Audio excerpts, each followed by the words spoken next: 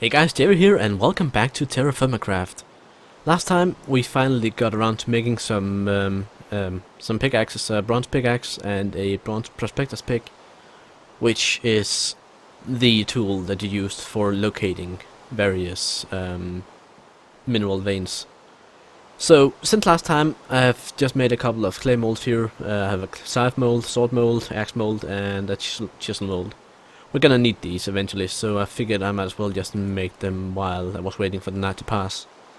So we're gonna put these down here in the pit kiln and just fire that off, because why not?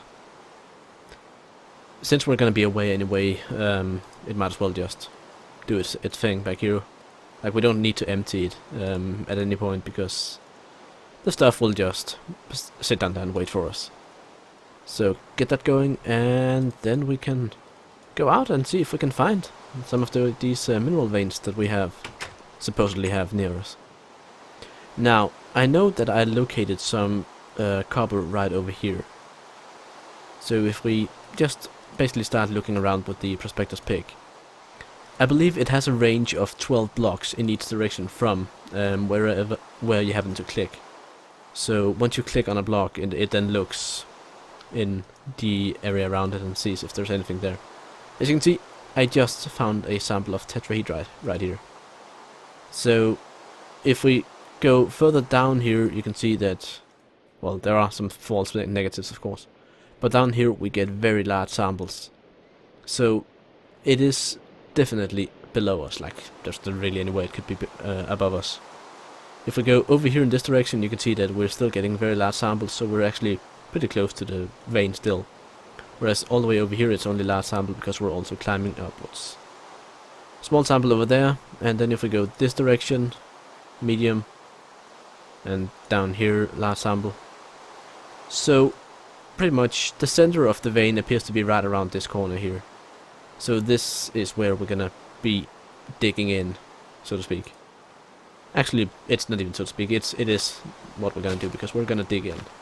Gonna make a hole. So I made a brand new shovel just for this. Hopefully it'll last us long enough. Now, because of the whole dirt being affected by gravity, we can't really, or I'm not too comfortable digging too steep at least. Like, there are ways that you can reinforce the hole that you create. For instance, by using support beams, and luckily because we have a saw we can actually make these. But we still need to have a somewhat flat surface that we can dig down from and actually have it supported nicely. So get rid of this tree, get some nice bit of extra logs here, and then we can start digging in. I think I'm gonna be digging this way. So just a normal stack is like, as long as you're just digging, that's not really a big problem with the whole caving in thing. However, if we want to support what we have, we're going to need to dig out space for a support beam. And I think what we're going to do is put one right there. So we take 2 logs and the saw, and then we can make some verticals, and we can take 2 logs again with the saw in the other order here, or direction here, and we can make the horizontal ones. Now, the vertical ones are needed, otherwise you can't place the horizontal ones. But once you have the vertical in place, you can then place the horizontal from them, and they then support. They are the ones that support the dirt.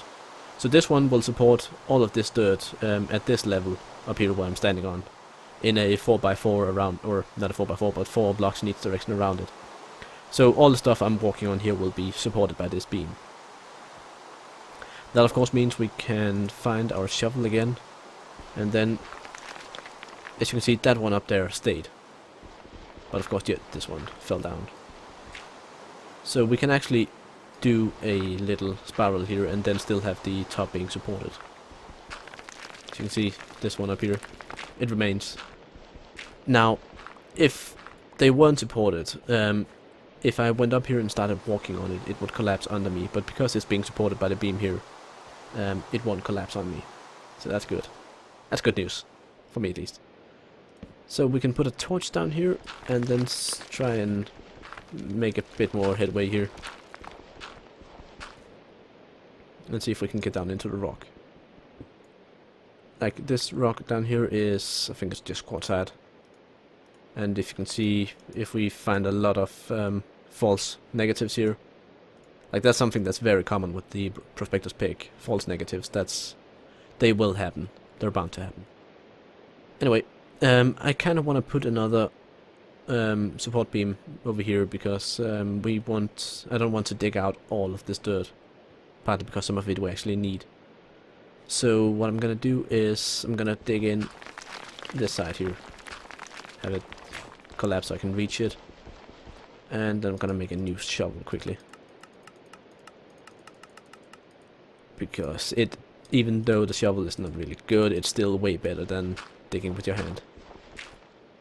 So get rid of that one, and then we can put in a beam. Now I like making them tall enough that I can walk underneath safely. So this one will support this level and this level up here, so as long as we dig underneath here we should be fine. So yeah, nothing should fall down when we do this. And that means of course we can... Do we want to just keep going down? Yeah, I think we do. But no, let's actually go a bit in this direction here first. Just because in this direction we have support, and we won't end up breaking our own staircase. So we need to dig out 2 more blocks here, and then we dig down and see if we can find anything.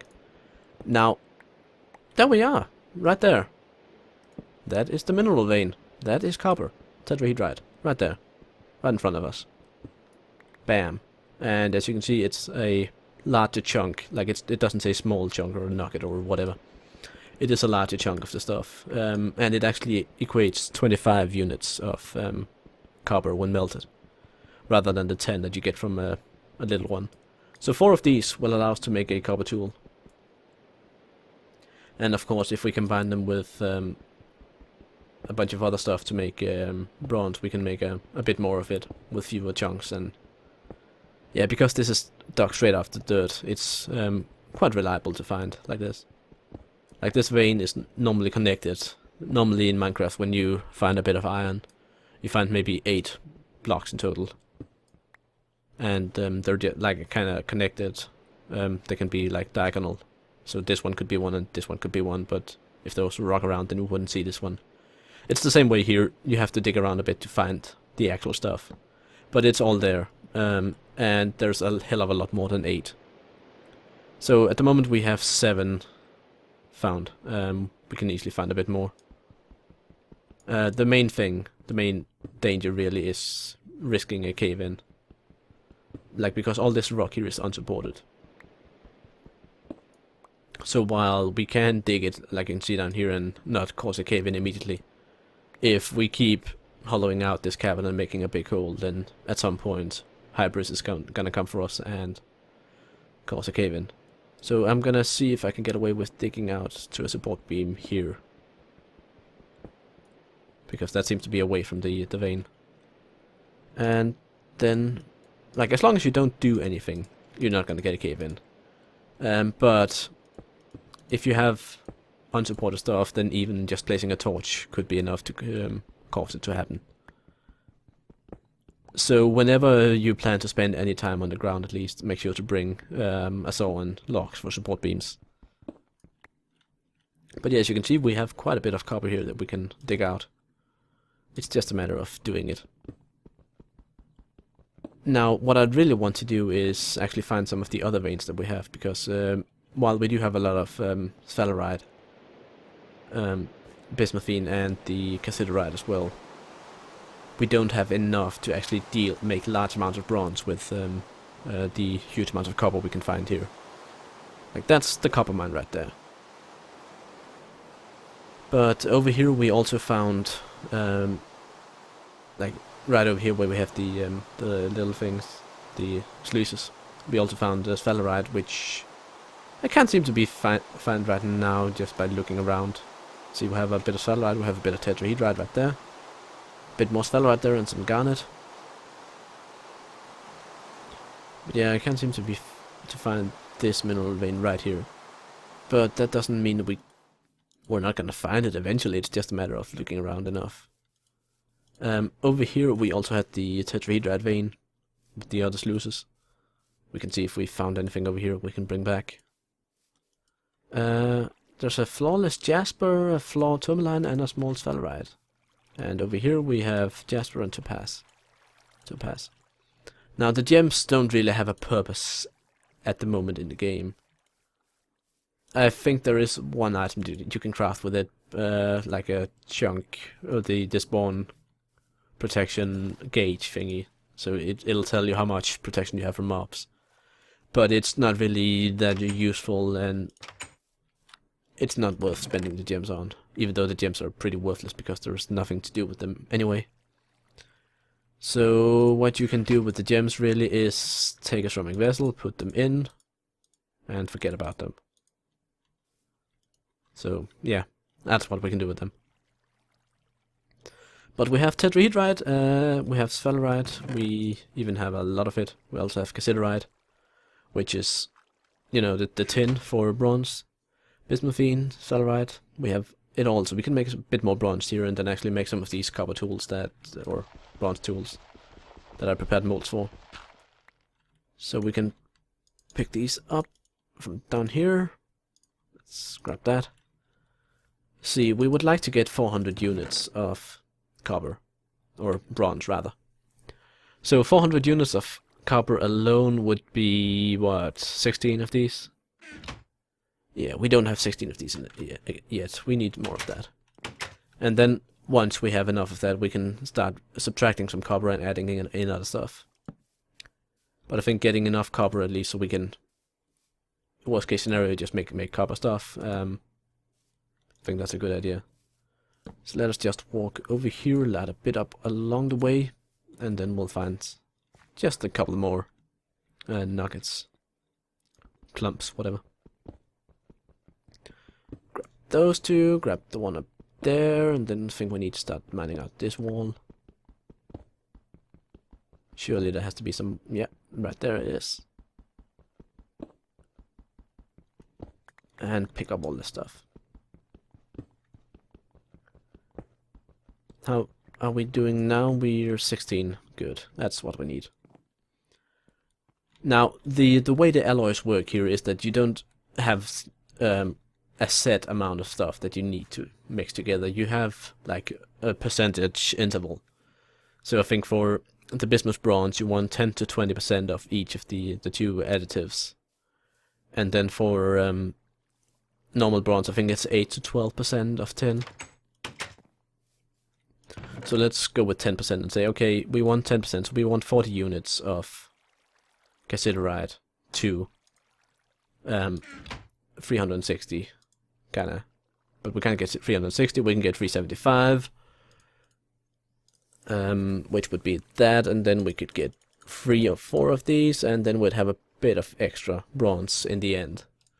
The extra bronze you can just remelt and then reuse later, so if my maths do not fail me, we've removed 25 and we've added 40, so we should get slightly more than with like 415 or something units, which should be completely fine. Before we fire that up, I want to get a couple more of these normal clay molds in there, and then why not make another vessel?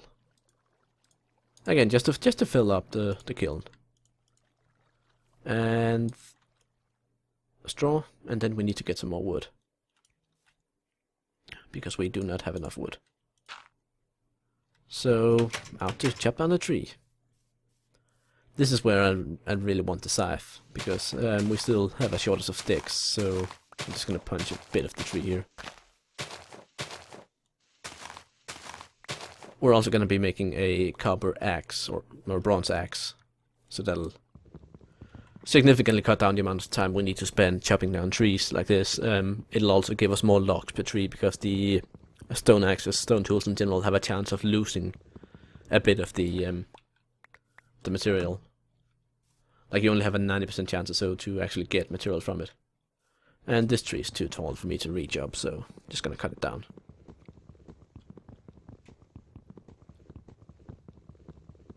Come on. Timber! There we go. That should be everything. We need a torch up here. I think there's a bit of dark spot there. This one we can move a bit. Yeah. There's a lot of torches here, but then again, I like having it safe. So put down the wood, fill it all in, and light that baby on fire. Now this is gonna take a while for it to cook up, so I'm gonna pause the recording while we wait for this and wait for the night to pass. And then once we return, we'll make the brand new copper tools, bronze tools, why they keep saying copper. I'll see you guys in a second. Alright, the kiln has finally finished burning. Meanwhile, I've actually been out searching for that sphalerite vein, and it turns out it's centered right about over there, where I put these 2 pieces of dirt in the water. So that's gonna be an underwater expedition getting to that, or we'll have to just dig a tunnel from inland. Anyway, if we look inside this, we have bronze, and we have 415 units as predicted. So that's at least worked according to plan. So I guess now it's just a matter of pouring it into molds and then combining to get our tools. And then, of course, testing out each of them afterwards so you can see what they do. We're gonna have a bit of extra bronze, like we're gonna have those 15 units of spare bronze. What I'm gonna do is just pour those into an unshaped mold, I think, so we can reuse the vessel here. But for now, at least, let us pour these into the tool molds and actually get some useful stuff out of them. So we got an axe mold, we got, let's see, swords, a nice bronze sword. Gonna help us a lot in terms of getting rid of the pesky zombies that keep trying to eat my brains. A chisel, one of the most useful tools ever.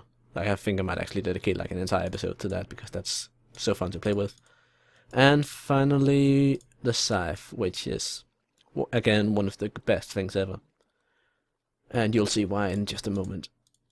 Finally, we're gonna pour the rest of this into a ceramic mold here.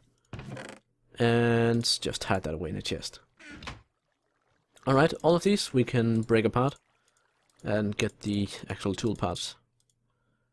And finally we can combine them with sticks to get the actual tools.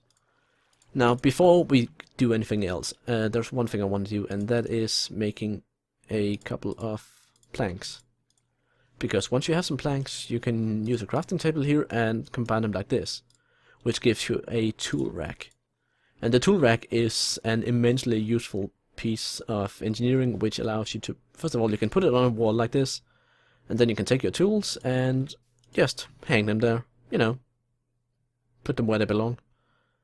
And this goes for all tools, because you can't actually fit them inside a chair, so if you take the planks here and try and put in a bronze axe, nothing happens.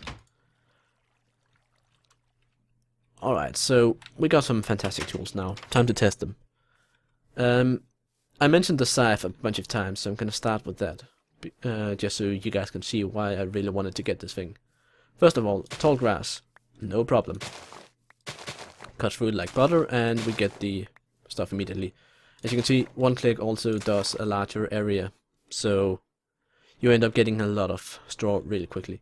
Now the other thing is tree leaves. As you can see, that took no time at all, getting rid of pretty much all the leaves on the tree. Gives me all the sticks, gives me the saplings, and leaves the trunk alone for cutting down with the axe. Which, of course, with the bronze axe here, it takes quite a bit short amount of time to cut down the tree. So in terms of getting sticks and getting saplings, the scythe here, fantastic piece of tool. And followed with the metal axe here, cutting down the tree. Lots of resources, no time at all. And let us replant some of these.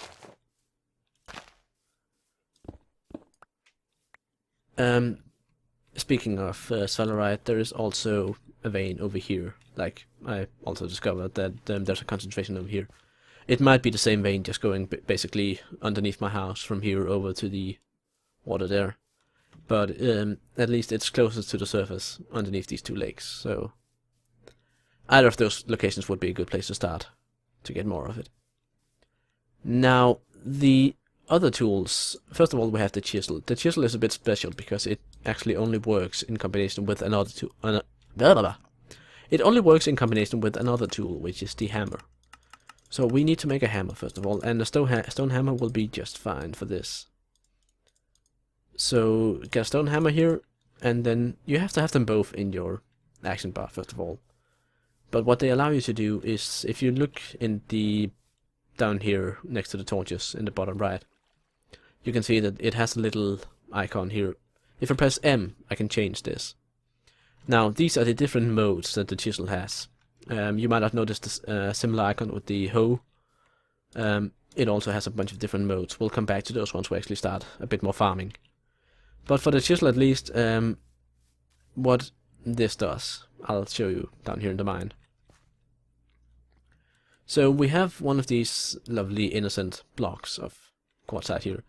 If we do the first main mode here, you can see it kind of creates a smooth block. You can then mine this block, and it'll drop as an actual building block that you can use. It's not affected by gravity, so you can use it to reinforce your caves as well. Uses a bit of durability, but it seems to be working for me at least. The next mode here is stairs. Now stairs should be pretty self-explanatory. You use it to carve stairs out of whatever you pointed at. It doesn't work for dirt, but it works for stone and it works for wood and all that sort of thing. Really useful. Now these, when mined, they do not drop the stair block, they just disappear completely. The next mode here is the slab mode, which allows you to shave off of blocks, and you can do this shaving on all the surface pretty much. So now, as you can see, I've been shaving this smooth block down here a bit on the three sides. So now we have about maybe half a block left in there. Of course, when you mine this, it also just disappears. This chisel is basically the Forge multipart mod implemented in an in-game fashion. It's really a powerful tool to use in terms of shaping stuff and making stuff look interesting. The final tool here is, or final mode here, is a bit special. Basically what it does is takes a block and then divides it into all these little tiny squares. And you can then remove each of these individually to create pretty much whatever shape you desire. So if I wanted to try and make this block here round, then you can see I can kind of shave off the corners like this. And that is pretty much what the chisel can do. Whoops. I just accidentally activated this block down here as well.